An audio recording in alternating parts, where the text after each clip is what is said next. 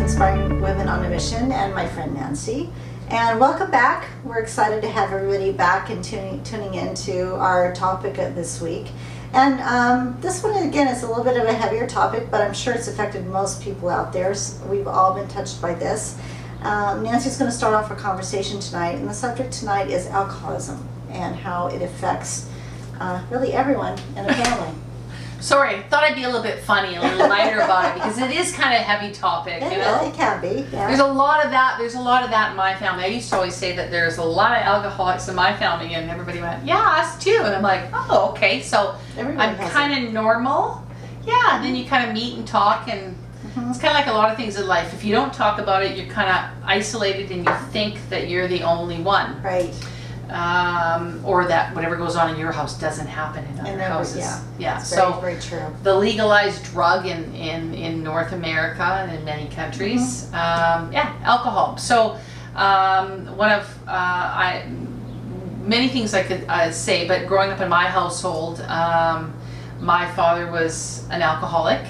He got sober at some point in time in my younger years, but he was, as my mother called him, a pass-out drunk. I mean, he was a working alcoholic. He went to work every day at his business and came home and drank and then just passed out in the living room.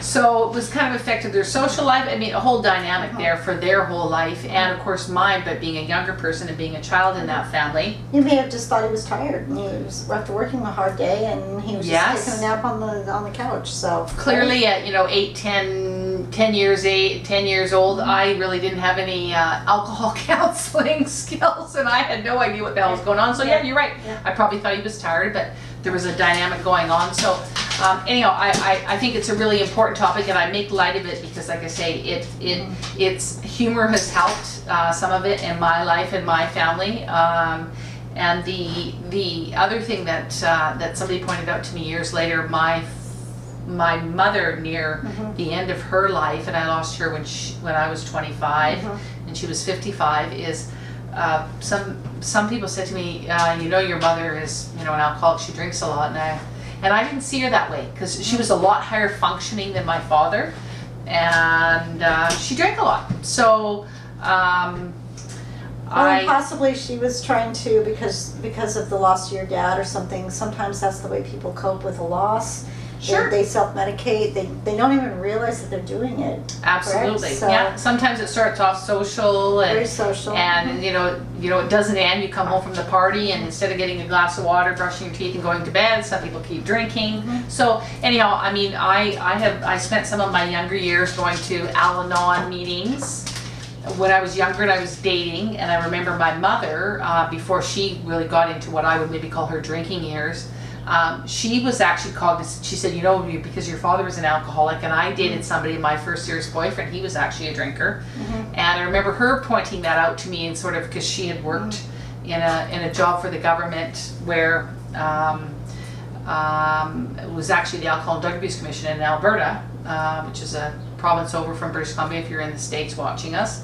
And anyhow, she just identified that kind of connection psychologically for a lot of people, that you identify with those, so I picked somebody else that was like my father. So anyhow, but consequently, I was very mindful as I got older of not picking somebody who used that as their crutch. So I mean, we all do different things. I use chocolate. My husband perhaps today, chocolate's good.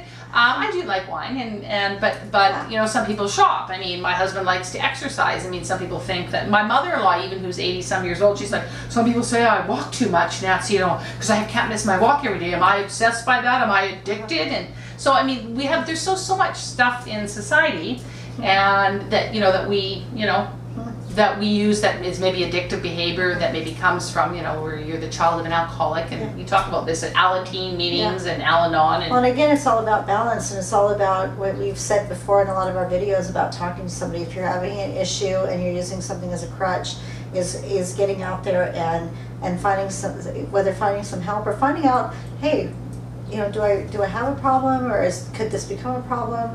What can I do is this impacting my day-to-day life? How can I change my routine so this doesn't become a problem for me later on down the road? So I think all of those things are very vital and something and crucial, especially if you come from a family where you've had some of these issues. Absolutely, and I just want to say in sort of just to wind this up that don't feel ashamed. You're not alone. Whoever you are, whether this is you that's the alcoholic or that you come from, you're a product of an alcoholic family or background, there is no shame in this. I mean, we're all human.